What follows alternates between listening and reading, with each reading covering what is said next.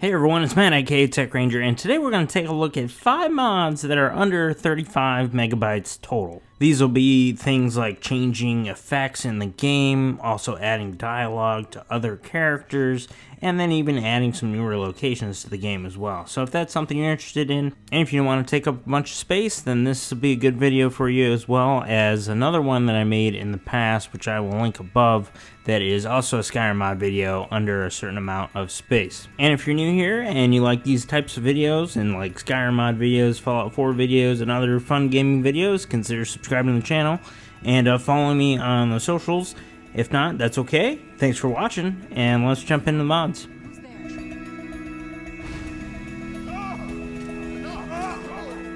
Now we have looked at mods that change the embers and the fires, and that switches it up a little bit, but the fire itself has not changed so far in the mods that we've looked at in the past. Fire in Skyrim is kind of plain, and it's not really a bad thing when you consider some of the graphics mods that are out there already. When you're using something like flames and just trying to torch things, it just kind of looks okay. It does look dated. It looks like a 2011 type of fire. There is a mod called Fire HD, and it does change the look of the flames coming out of your hand mostly. You can also notice it when you're looking at other fire sources as well. So this one's only like 9 megs. I think it's worth it to have. You might like the look of it, you might not. I know there's maybe a couple other versions of this out there, not from the same mod author, but other like HD Fire type mods. Those are also worth checking out, but I like this one personally, and it's only 9 megs.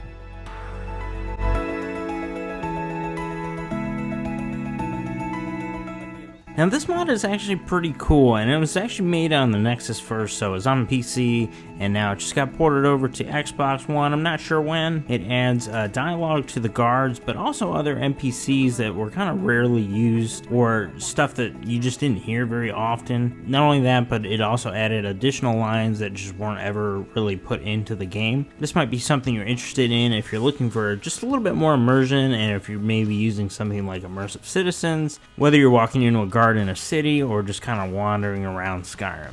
Kind of a small mod. I thought it would be a good addition to this list. Unless you just really like hearing about guards who used to be adventurers, but then they took an arrow to the knee. There are stories. Vampires, some say. There are some that say the Dark Brotherhood is back, and stronger than ever. That they've made Dawnstar their home. Tell me, am I wrong? The Emperor of Tamriel, dead. These are dark times, my friend. Dark times indeed. In the ancient tongue you are Dovahkiin, Dragonborn. Is it true what they say? There was a dragon held captive in Whiterun, and word is spreading like mage fire. The great evil has been vanquished. You have truly saved us all.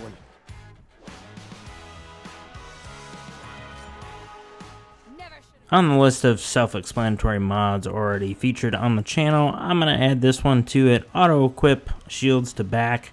You kind of already know what this does. Basically, when you're in combat, obviously, if you want to use a shield, you can. But when you're out of combat, you're forever running around with that shield. And it looks really odd. So this mod basically just fixes that. It will put the shield on your back instead of you having to run around with it. If you have your sword put away, you don't really need to have your shield out. And that's pretty much all I gotta say about this one. Like I said, kind of self-explanatory, but thought this was a good addition to the list, and it doesn't take up a lot of space.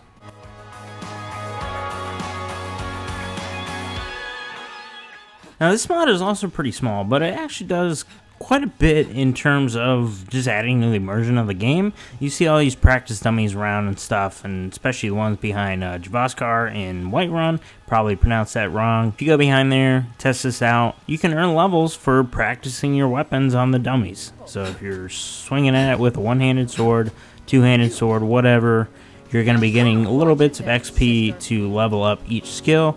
You could probably sit here for 30 minutes and just start swinging at the dummies and get some XP and level up some of your skills, but at the same time, I would probably not suggest it. This is just kind of cool if you happen to be in the area and want to practice your archery or whatever on the practice dummies, and then you can level up. And I don't think there's a cap on this particular mod. I know there's another one that does have one. Even so, you're still going to get less XP by fighting practice dummies than you would be if you were out there fighting actual monsters and things.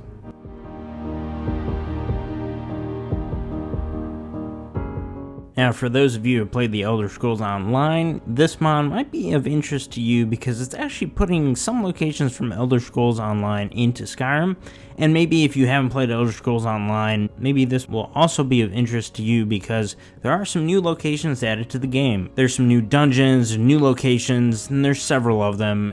And they seem to be some pretty cool additions to the game. They even add some new armor and weapons to the game as well. There is a map on the Nexus version of this mod that I'll put in the video, and it's a little hard to make out, but one of which that I'm going to show you in this video is the Hall of Kings, and that is located behind Windhelm. You might run into some Draugr overlords in there, so just heads up. But I don't want to spoil the rest of them for you. I just want you to go check those out, and there might be some surprises along the way as well. So keep an eye out for that, and go ahead and download this mod, check it out. It doesn't cost a lot of space, and it's just a cool thing to have, especially if you played Skyrim for probably as long as I have, or maybe just even over 100 hours. You've probably seen all the locations already. And that's going to do it for this video, and hopefully you found some mods that you think you might check out.